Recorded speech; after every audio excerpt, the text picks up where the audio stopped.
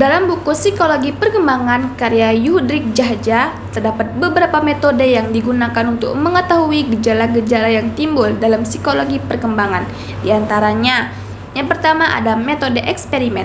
Metode ini merupakan metode yang paling teliti untuk mengumpulkan data atau informasi, karena eksperimen merupakan pengamatan yang terkontrol dan biasanya dilaksanakan dalam laboratorium. Yang kedua ada metode pengetahuan. Metode ini merupakan metode penelitian yang dilakukan dengan cara pengamatan dan pencatatan terhadap gejala-gejala yang dilakukan sepanjang pertumbuhan dan perkembangan yang terjadi. Terdapat dua metode, yaitu yang pertama ada metode longitudinal, yaitu pendekatan dalam penelitian yang dilakukan dengan cara menyelidiki anak dalam jangka waktu yang lama. Pendekatan ini biasanya meneliti beberapa aspek tingkah laku yang sama dalam waktu beberapa tahun. Yang kedua ada metode cross-seksional, yaitu pendekatan yang digunakan untuk melakukan penelitian terhadap beberapa kelompok anak dalam jangka waktu yang cukup singkat. Yang ketiga, metode observasi. Metode ini dilakukan untuk mengamati tingkah laku yang terlihat dalam jangka waktu tertentu.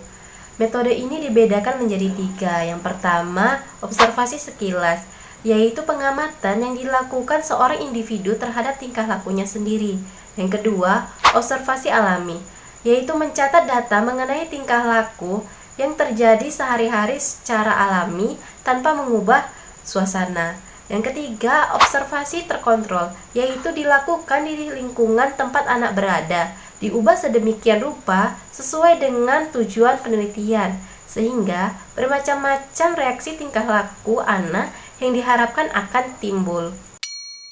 Selanjutnya, metode riwayat hidup atau klinis. Suatu studi melalui riwayat hidup yang penerapannya terbatas untuk memecahkan masalah yang dihadapi individu. Tujuan metode ini untuk mendiagnosis.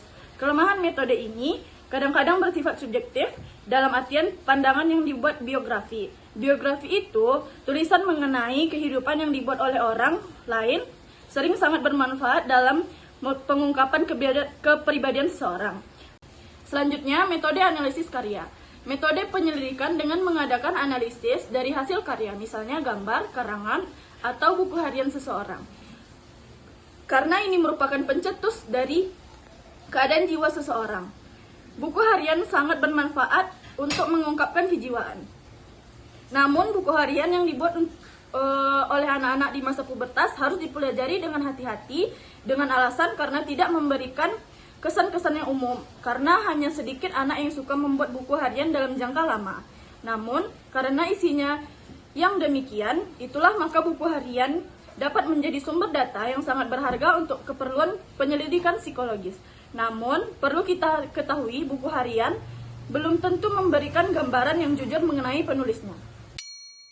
Metode tes, instrumen penelitian yang penting dalam ilmu psikologi. Tes merupakan hal penting dalam psikologi kontemporer yang berguna untuk mengukur segala jenis kemampuan, minat, jenis, dan hasil kerja. Metode ini digunakan untuk mengadakan pengukuran tertentu terhadap objek. Dalam metode ini bisa menggunakan tes-tes psikologi yang distandarisasi. Tes yang standar memiliki dua ciri penting, yaitu 1. Pakar psikolog biasanya menjumlahkan semua skor individu untuk menghasilkan satu skor tunggal yang mencerminkan suatu tentang individu. 2. Para pakar psikologi membandingkan skor individu dengan skor sejumlah besar kelompok yang sama untuk menentukan bagaimana individu menjawab dalam kaitannya dengan orang lain. Metode ini menggunakan soal-soal pertanyaan-pertanyaan maupun tugas-tugas yang telah distandarisasi.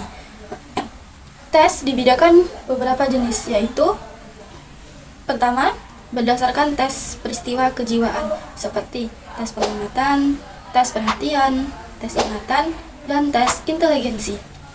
Kedua, berdasarkan cara orang menjawab atau mengerjakan seperti tes bahasa dan tes peraga.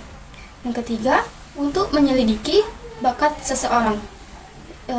Contohnya tes bakat atau aptitude test. Yang keempat, untuk mengetahui kecepatan seseorang mengerjakan sesuatu, seperti speed test atau tes kecepatan. Yang terakhir, untuk mengetahui kemampuan seseorang, seperti power test. Metode cross-kultural adalah pendekatan dalam penelitian yang mempertimbangkan faktor lingkungan atau kebudayaan yang berpengaruh terhadap perkembangan anak. Ini banyak digunakan untuk mengetahui perbedaan atau persamaan perkembangan pada anak dari beberapa latar belakang kebudayaan yang berbeda-beda. Selanjutnya ada metode questionnaire, sering disebut dengan angket, yaitu penyelidikan dengan menggunakan daftar pertanyaan yang harus dijawab atau dikerjakan oleh orang yang menjadi subjek dari penyelidikan tersebut. Dengan ini akan memperoleh fakta ataupun opini. Pertanyaan dalam angket tersebut tergantung kepada maksud dari tujuan yang ingin dicapai. Angket terdiri dari dua bagian yang besar, yaitu pertama ada bagian yang mengandung data identitas, dan yang kedua ada bagian yang mengandung pertanyaan-pertanyaan yang ingin memperoleh suatu jawaban. Yang kesembilan ada metode interview. Metode ini adalah penyelidikan dengan menggunakan pertanyaan yang diberikan secara tertulis maupun pertanyaan secara lisan. Karena itu, interview dan angket terdapat hal-hal yang sama di samping adanya perbedaan. Perbedaannya adalah dalam penyajiannya. Wawancara digunakan untuk mengenali pendapat, perasaan, sikap, pandangan, proses penginderaan, dan berbagai hal tingkah laku. Ada beberapa jenis teknik wawancara, yaitu yang pertama, wawancara bebas. Wawancara bebas ini memberikan pertanyaan dan subjek pun bebas memberikan jawaban. Yang kedua, ada wawancara terarah. Wawancara hanya menanyakan hal-hal tertentu yang sudah ditetapkan terlebih dahulu, tapi dalam pertanyaan, pewawancara tidak terikat dengan urutan tertentu. Yang ketiga, ada wawancara terbimbing. Pewawancara harus mengikuti sebuah daftar pertanyaan yang sudah ditentukan terlebih dahulu. Hal yang paling penting dari interview ialah membuat pertanyaan-pertanyaan sedemikian rupa hingga yang diinterview tidak merasa diinterview dengan hal-hal yang telah disiapkan. Data interview kemudian dianalisis hingga mendapatkan hasilnya. Nah, yang terakhir ada metode statistik. Metode statistik digunakan untuk mengadakan penganalisisan terhadap materi atau data yang telah dikumpulkan dalam suatu penyelidik. Kata statistik telah digunakan ilmiah untuk mengumpulkan, menyusun, meringkas, dan menyajikan data penyelidikan.